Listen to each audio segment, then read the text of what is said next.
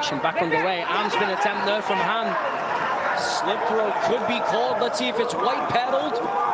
We did see Han go for that arm throw attempt.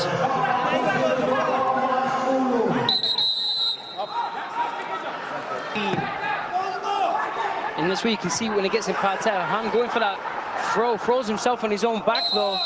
We're gonna go full. 7-0 the lead now with 2 minutes and 20 seconds left. And for a head pinch there, gets a 2 on the turn. Very nice work. Almost needs to be careful. Sometimes it's better just to roll with it and try and come out on top there, because he's going to give another 2 points away. They gave him a third turn. And they're going to go a fourth turn. Excellent. 11 is cut from 7-0 to 9-6, and Han in deep on a shot.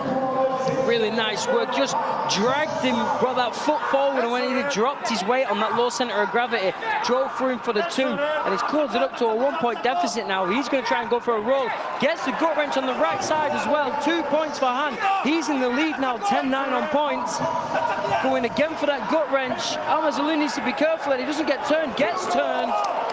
12-9. And what a comeback. What a comeback. He's not done yet. He's going to look for a 1.